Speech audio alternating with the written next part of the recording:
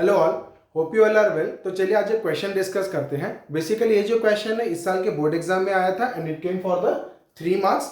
और ये जो क्वेश्चन है ये कौन से चैप्टर से आया है? हमारा सरफेस एरिया वॉल्यूम से आया। तो इस क्वेश्चन के माध्यम से कुछ कॉन्सेप्ट भी सीखेंगे और ये भी देखेंगे कि किस तरीके से इस क्वेश्चन को हमको सॉल्व करना है। ओके, तो क्वेश्चन क्या दिया हुआ है? A room is in the form of a cylinder surmounted by a hemispherical dome. ठीक है, एक रूम है, वो क्या है, सिलेंडर के फॉर्म में है और उसके ऊपर एक हेमिस्फेरिकल डोम है जो उसके ऊपर है, सरमाउंटेड बाय ए हेमिस्फेरिकल डोम। तो क्वेश्चन में पहले चलते हैं। अ room is in the form of a cylinder. तो हम पहले क्या कर रहे हैं, एक सिलेंडर बना दे रहे हैं। Room is in the form of a cylinder, तो एक सिलेंडर बना दिए। ओके, फिर वो क्या बोल रहा है? सरमाउंटेड बाय ए हेमिस्फेरिकल डोम। इसके ऊपर क्या है? हेमिस्फेरिकल डोम है। ठीक है, इसके ऊपर क्या है? तो हेमिस्फेरिकल डोम है। ओके, तो इसके ऊपर एक हेमिस्फेरिकल डोम हो गया। अब वो क्या बोल रहा है? The base radius of the hemisphere is half of the height of the cylindrical part.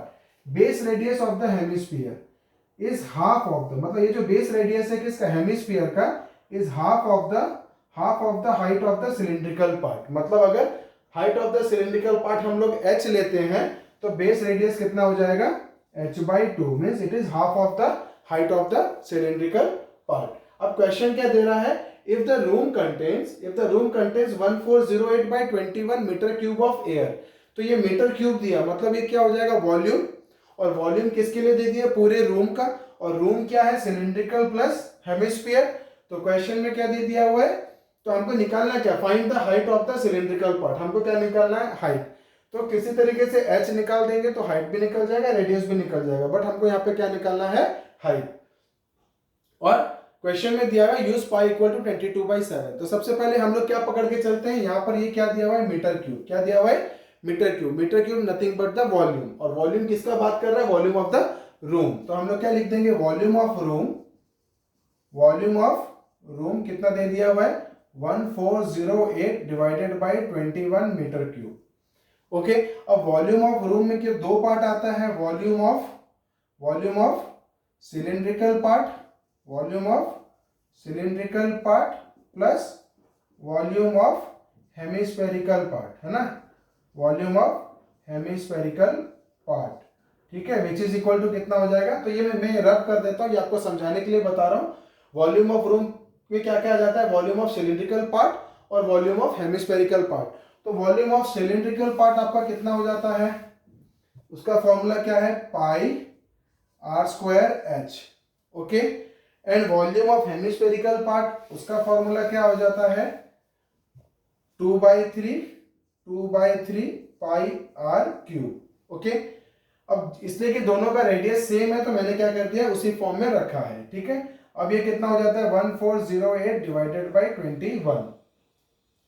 अब आप क्या करो, इसमें से पाई कॉमन ले आओ और सबके वैल्यू सब्स्टिट्यूट कर दो। पाई कॉमन ले आते हैं तो पाई का वैल्यू कितना यूज करने के लिए बोला है? 22/7। तो 22/7 में कॉमन ले आता हूं। ठीक है, तो इसके पास क्या बचेगा? r²h।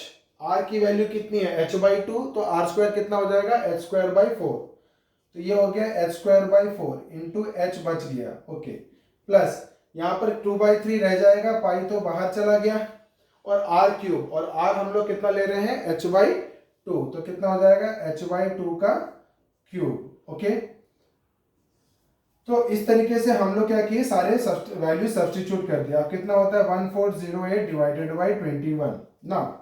अब ये 22/7 इसको हम लोग इधर भेज देंगे तो कितना हो जाएगा? 7/22।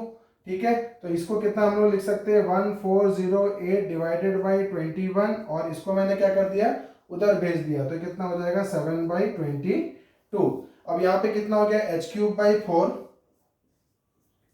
प्लस ये कितना हो जाएगा? h³/8 और 8 इंटू 3 कितना हो जाएगा? 24। तो ऊपर हो गया 2h³/24।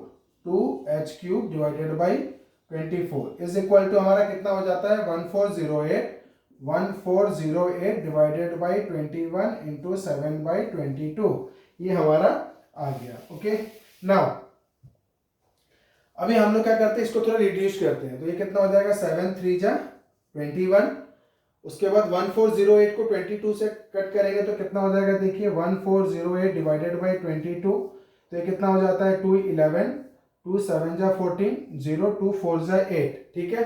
अब 704 को आप 11 से करिए तो कितना हो जाता है, 11 6 जा 66, 44 बचता है तो 11 4 जा 44, तो कितना बचा 64 बाई, ये कट होके 22 से कट किए तो कितना बच गया 64, तो ये कितना हो गया हमारा, इसका एलसीएम ले लीजिए 24, तो 4 6 जा 24, ऊपर कितना चला जाएगा 6h क्यूब, 6h क्यूब है ना, 24 को 4 से डिवाइड किया 6 आ गया, 6h cube plus 2h cube, और यहाँ पे कितना बच जाएगा 64/3। अब ये टोटल कितना हो जाता है हमारा, 6 + 2 कितना हो जाता है 8h cube divided by 24 is equal to 64 divided by 3।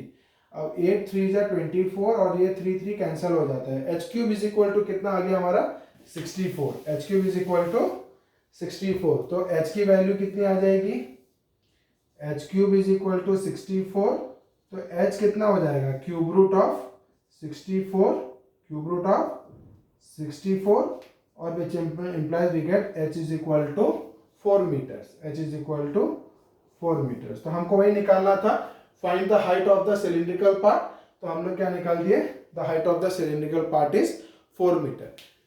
तो अपकमिंग वीडियोस में हम और कुछ इस साल के शॉर्ट क्वेश्चंस लेके आएंगे, जिसको कि हमने कॉमन प्लेलिस्ट करके प्रीवियस ईयर का क्वेश्चन करके एक प्लेलिस्ट बनाया है, जिसमें कि सारे क्वेश्चंस डंप कर दिए हैं, उसको आप रेफर कर सकते हो। तो आपको पिछले साल के और इस साल के दोनों के आपको क्या मिल जाएंगे, प्रीवियस ईयर क्वेश्चंस मिल जाएंगे। तो अभी के लिए इतना ही, बने रहिए मेरे साथ मेरे आगे वीडियोस के लिए। Thank you.